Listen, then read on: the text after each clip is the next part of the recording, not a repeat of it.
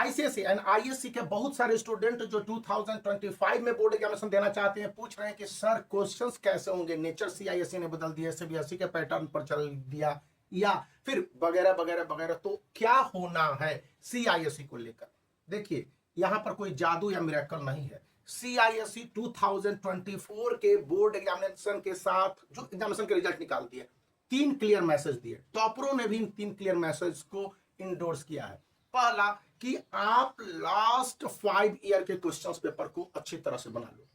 यदि 2020 में board examination नहीं हुए तो 19 से लेकर 2024 तक के बोर्ड एग्जामिनेशन के क्वेश्चन पेपर को बना लो। क्वेश्चन पेपर बनाने के साथ 2 बातें याद रखनी है। वर्ड लिमिट, सीआईएससी साफ साफ बोलता है कि वर्ड लिमिट के आधार पर अगर क्वेश्चंस और उसके आंसर दिए गए हैं तो उसको फुल मार्क्स मिलेंगे। फुल मार्क्स का कोई मिरेकल नहीं है कि इसको फुल मार्क्स मिलेंगे उसको फुल मार्क्स नहीं मिलेंगे।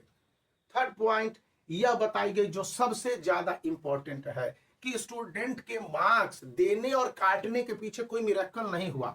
यह साफ साफ था कि स्टूडेंट ने क्वेश्चंस के आंसर अटेम्प्ट किए, क्वेश्चंस के आंसर एज इट इज भी वो नहीं लिख पाया तो कंसर्न आंसर को भी लिख दिया, और इसके साथ जिस तरह से उसने अपने आंसर का प्रेजेंटेशन किया वो द बेस्ट था। एक इवैल्यूएटर के रूप में मैंने भी इसे देखा है और 2024 का बोर्ड एग्जामिनेशन हमको यही लेसन देता है 2025 के बोर्ड एग्जामिनेशन के लिए।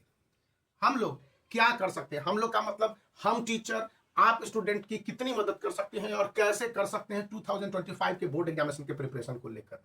तो देखिए आप उन बातों को छोड़ दीजिए कि एग्जामिनेशन आएगा, पढ़ेंगे, पास करेंगे, अच्छे मार्क्स आ जाएंगे। अब उस सिस्टम को तिलांजलि मतलब उसको एंड कर दिया गया है। दूसरी बात है कि स्टूडेंट के periodic test, unit test, project, SUPWs के मार्क्स, इवन प्रैक्टिकल को भी जोड़ा जा रहा है। Third, application based, concept based और यूजर्स बेस्ड आंसर को सबसे ज्यादा ध्यान दिया जा रहा है। तो जिस तरह से आपके क्वेश्चन मार्क होते हैं, वाई या कुछ घटना हुई तो नाम क्यों हुआ, और किसी चीज की प्रासंगिकता, जैसे मेटल और नॉन मेटल के बीच में हम लोग डिफरेंस तो कर लेते हैं, लेकिन एक बहुत अच्छा क्वेश्चन स्टूडेंट ने पूछा कि मरकरी आखिर मेटल है कैसे। आप बताने लगेगा कि नॉन मेटल में और मेटल में फीचर्स होते हैं, लेकिन सभी मेटल की एक कॉमन प्रॉपर्टीज होती है फ्री इलेक्ट्रॉन का मूवमेंट, और वो मरकरी में पाया जाता है। सेकेंड है कि कंडक्शन ऑफ इलेक्ट्रिसिटी, 99% मेटल है जो इलेक्ट्रिसिटी को कंडक्ट करते हैं। अगर ये 2 पॉइंट पर आपके आंसर होते हैं तो स्टूडेंट को फुल मार्क्स दिए जाएंगे। इसी तरह के आंसर को स्टूडेंट को प्रेजेंट करने होंगे और अब स्मार्ट वे पर स्टडी करने होंगे। चाहे आपको लाख स्टडी मटेरियल प्रोवाइड कर दिया जाए या फिर अन्य सारे रिसोर्स दे दिए जाए, लेकिन आपका अपना प्रेजेंटेशन कैसा है, क्योंकि इस बार 2024 में कॉपी चेकिंग के दौरान एग्जामिनरों को साफ साफ कहा गया कि आप यहां पर 6 घंटे on an average copy check करेंगे और इस दौरान टोटल कॉपीज आपको मिलेंगे 18 to 20, यानी कि 1 घंटे में 3 कॉपी को चेक करना। ऑन एन एवरेज बहुत फास्ट चेक करेंगे तो भी आपको 20 ही मिलेंगे, उससे ज्यादा नहीं। अब वो एग्जामिनर उन कॉपीज को बहुत अच्छे से चेक करेगा कि नहीं चेक करेगा। रूल लगा दिए गए हैं कि आपको 6 घंटे चेक करने, 1 घंटे लंच वगैरह के लिए है और आधे घंटे जो आप एग्जामिनेशन के बाद कॉपी आए हैं उसको रिशेड्यूलिंग करने के लिए और अन्य सारे वर्क के लिए है।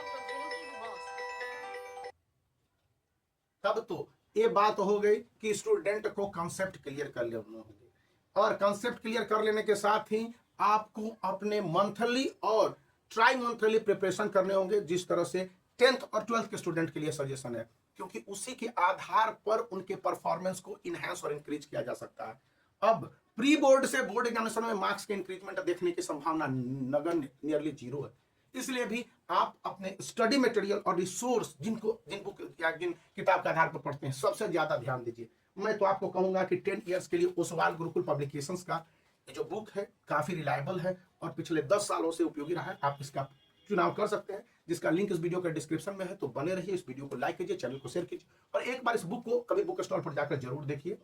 पसंद आने चाहिए तो आप लेंगे।